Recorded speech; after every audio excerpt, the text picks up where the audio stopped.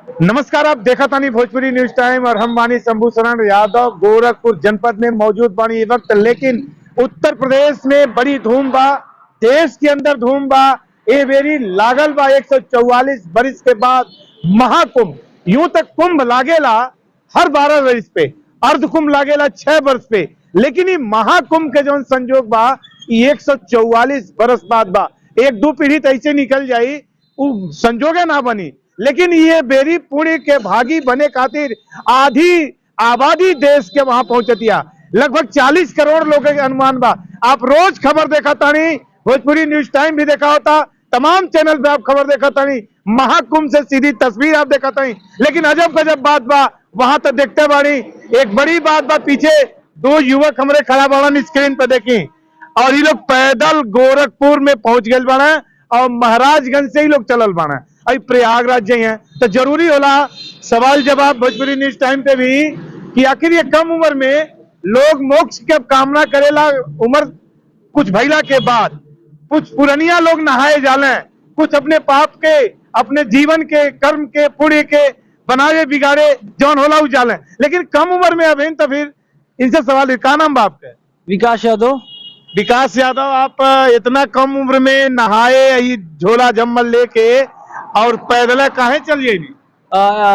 Actually जैसे कि मैं कुछ माना था अपने लिए। अच्छा। और मेरी ये अंदर से कामना थी कि मैं जाऊं और अपने पीढ़ियों को बताऊं कि मैं ही एक लौता ऐसा हूं जो 144 वर्ष में नहाऊंगा। अच्छा। और अपने पीढ़ियों को ये प्रेरणा दूंगा कि जब तुम्हारी पीढ़ी पूर्वज ऐसा किए थे तो तुम भी कुछ भी कर सकते हो।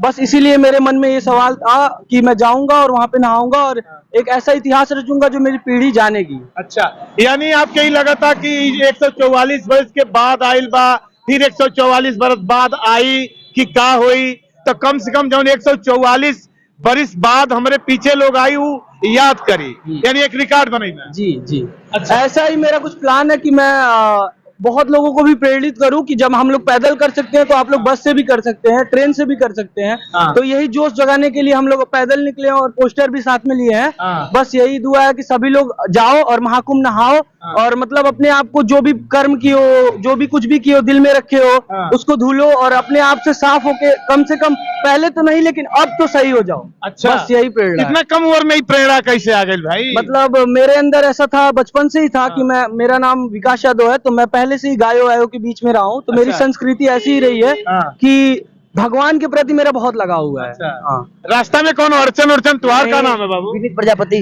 विनीत प्रजापति। तो तुहार मतलब तुहरो कामना कैसे ही जाग गई? मेरा कामना ये है कि लोगों से जाके मतलब सीखना कि कैसे क्या होता है, कैसे नहीं। यही प्रेरणा। पढ़ाई उढ़ाई चले ले? हाँ। कौन क्लास है? 9th है अभी 9th है। और आपका? 11th और 9th में मतलब बड़ी अच्छी जुगलबंदी हो गई। और रास्ता में आप लोगों के डर नहीं लगल कि दुइये जनी इतना कम उम्र में और इलाहाबाद तक का लंबा सफर? एक्चुअली इससे पहले मैं दिल्ली में रहता था। हाँ। और दिल्ली से क्या हुआ कि मैं अकेले सफर करता था, दिल्ली जाता था, दिल्ली से आता था। हाँ। क्योंकि मेरी सिलेक्शन जो है अंडर 17 नेशनल के लिए हुई थी। अच्छा। तो मैं एक क्लब में रहा हूँ और मैं बहुत सारा नॉलेज लिया हूँ दिल्ली से, लोग कैसे होते हैं, कैसे अकेले सर्वाइव किया जाता है। खेलने लिया? तो मैं फुटबॉल खेलता हूँ। खिलाड़ी, वाह भाई। तो इसीलिए मुझे कोई भी दिक्कत नहीं है, चलने में भी कोई दिक्कत नहीं है, क्योंकि मैं बहुत ज्यादा स्ट्रगल किया हूँ अपने लाइफ में। पिछले 8 साल से फुटबॉल खेल रहा हूँ। तो मैंने उतना कैपेसिटी बनाया कि मैं चल लूंगा। आज का युवा पीढ़ी ना 9th 10th 11th वाले लड़के ना तो बड़ा रास्ता भटक गए बना। उनका हरकत उल्टा सीधा बहुत दूसरे तरह से वायरल हो गया। उनके नहीं लगा कि कुछ वही तरह का नहीं नहीं, ऐसा तो नहीं हुआ। हम लोग के साथ ऐसा नहीं हुआ। आज का युवा पीढ़ी नशा की तरफ, अपराध की तरफ, फिर क्या संदेश देते? युवा पीढ़ी को यही संदेश दूंगा मैं कि मोटिवेटेड रहो और हमेशा धर्म के प्रति चलो, क्योंकि धर्म से चलेंगे तो हमेशा अच्छा ही होगा हमारे साथ। अभी तक मैं वहां से 100 किलोमीटर की यात्रा किया हूँ, एक ऐसा युवक नहीं मिला है जो मतलब उल्टा सीधा बोले या फिर उल्टा सीधा करे। सभी लोग धर्म से मैं चला हूँ, तो सभी लोग मेरी सहायता किए हैं, मुझे खाना दिए, पानी दिए और कुछ पैसे भी देने की कोशिश किए। पर पैसे तो हमने नहीं लिए क्योंकि हमने बैकअप रखा है, भले वो पोस्टर पे लिखा हो।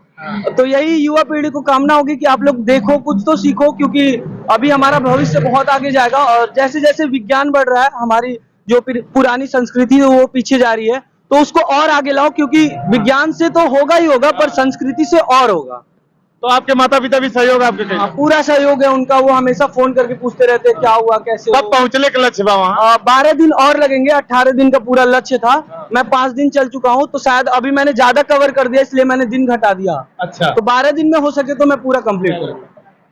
देख लेनी ना, आपके लगत हुई कि युवा पीढ़ी भटक गई बा, आपके लगत हुई कि युवा पीढ़ी बर्बाद हो गई बा, लेकिन एक युवा पीढ़ी, नए जनरेशन के लोग अपने भविष्य के लिए चिंतित और अपने भविष्य के एक चिंतक, एक अपने भविष्य के मैसेज देवे खातिर, अपने पीढ़ी के मैसेज देवे खातिर एक कदम के उठा लेलन कि पैदल महाराजगंज से प्रयागराज तक के दूरी नाप देलन। केहू कोनो तरह से वायरल होता, लेकिन ई लइके सकारात्मकता के साथ, अपने बुद्धि विवेक के साथ और अपने समाज के सही दिशा में देखौला खातिर आगे बढ़ चलल बाना। तो निश्चित तौर पे इनका यात्रा सकुशल पूरा हुई। आप देखत रही भोजपुरी न्यूज टाइम।